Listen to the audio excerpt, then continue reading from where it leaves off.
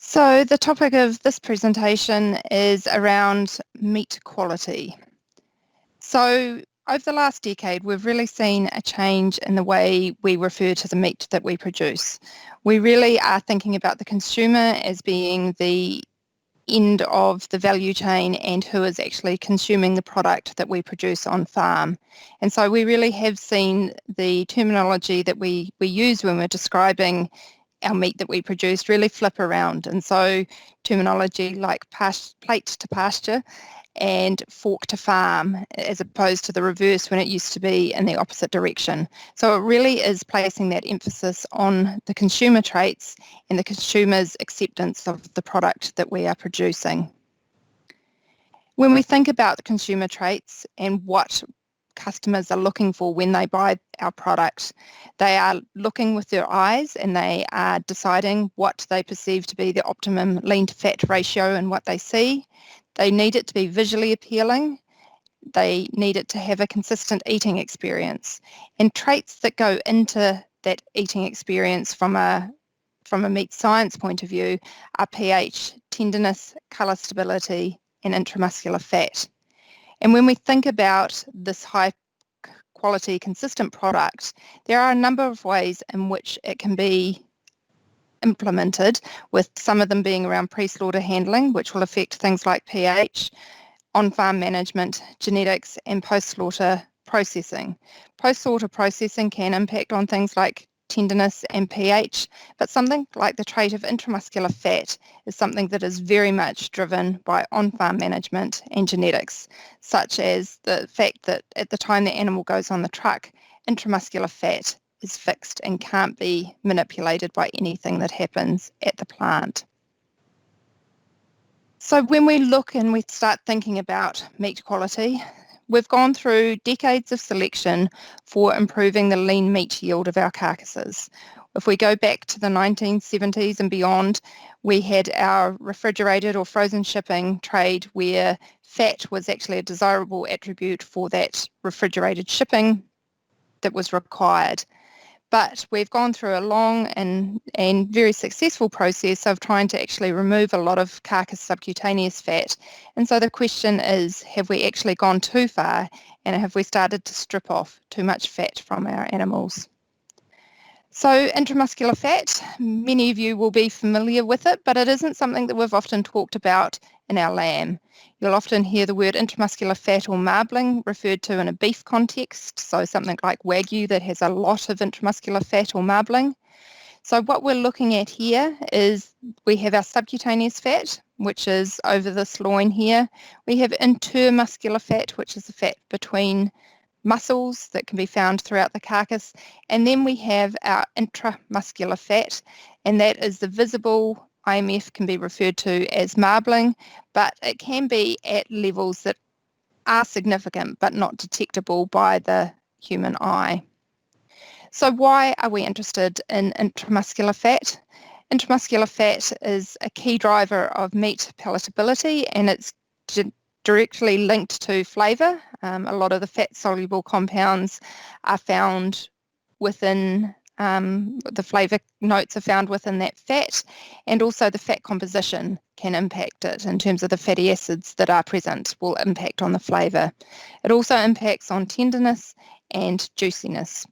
And variation in intramuscular fat accounts for a significant amount of variation in the consumer acceptability of red meats. When we think about intramuscular fat, we know that it can be measured in a number of ways, and the question is, how can that actually be implemented in breeding programs? So the kind of gold standard for how intramuscular fat can be measured is that it is measured using wet chemistry, and it's an objective measure where you get an absolute number of the absolute amount of intramuscular fat that is in that piece of meat. You can use a subjective marbling score. Trained people can look at that piece of meat and they would probably score that one somewhere around maybe a 4, that it has a moderate to high amount of intramuscular fat in there, but not the highest level. The area where AgResearch and beef and lamb genetics have been spending money over the last number of years has been around the spectral imaging, and this is an objective way through which you can estimate intramuscular fat. So here on the left we have a hyperspectral imaging camera that it goes through and does a scan of the meat, and it is predicting and gaining data on individual spectra in the near infrared wavelengths that it then goes ahead and we use in further process data to be able to predict what the intramuscular fat is.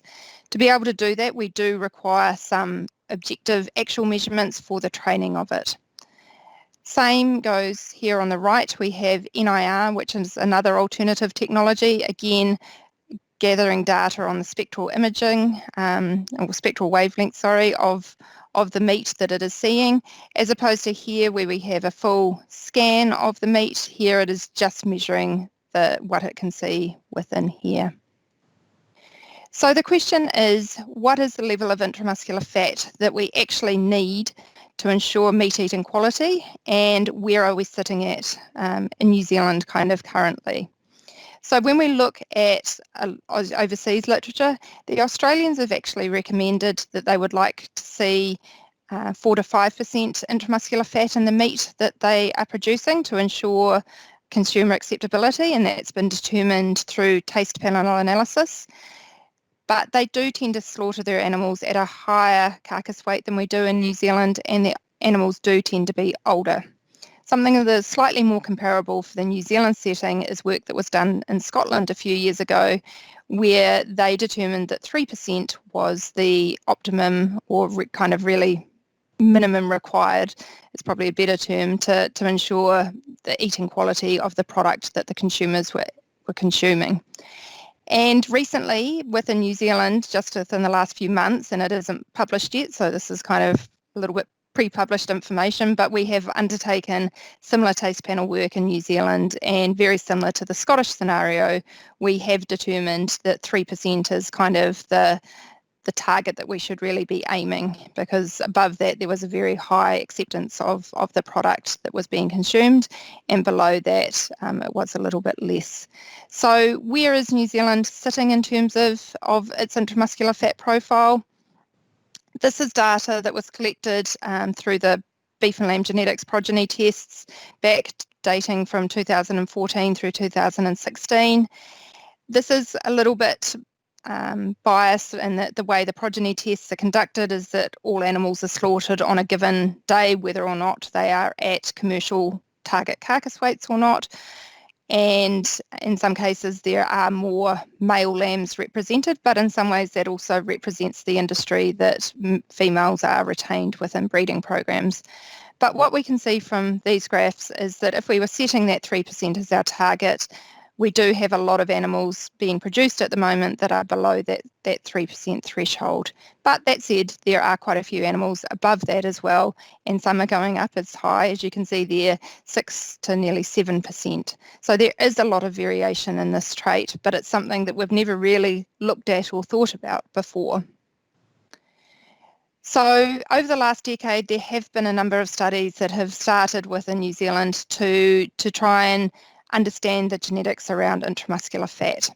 And across several studies now, we've determined that it's actually a highly heritable trait. When we do the wet chemistry measurements on it, which are really accurate and precise and kind of take out a whole lot of noise, we get very high estimates of the heritability of the trait, ranging from 0.5 to over 0.7. And so that's as high as you get for any traits really. So it's pretty exciting to have that kind of result, because it tells us that there is a huge amount of variation from which we can select for into the future. The predictor traits that we have worked up around something like marbling score or the NIR or hyperspec predicted are slightly less heritable, probably more in the kind of 0.3 to 0.4 range. But that is because there is kind of more noise in the data, that we're using different machines in different years and different meat plants and different environments in which we're collecting the data. But the really critical thing, and this is again a kind of hot off the press result, is that we have been able to determine that the genetic correlation between predictor traits, such as marbling score or the NIR hyperspec predicted, and that actual measured intramuscular fat is really high. It's above 0.9. So effectively, we can hand on heart say that we are measuring intramuscular fat as the trait using those technologies, and it's doing a pretty good job of being able to determine in a genetic perspective which the best animals are and which the not so good animals are. So one of the things that does come through, and again, it's part of the analysis that we have carried out, and it really comes as no great surprise that there is a moderate positive correlation with carcass fatness. So for all of those years that we have been trying to remove subcutaneous fat off those carcasses, we will have been removing intramuscular fat as well. But the key thing is, it isn't a correlation of one. It's not the same trait. So the key here is that if we can measure both traits, we can actually start to make genetic selection pressure on both traits. So this is just a very rough and ready example of considering GR, or fat depth as it's measured in the works, against changes in intramuscular fat. And so if we have 0 weighting pressure on intramuscular fat and a 1 unit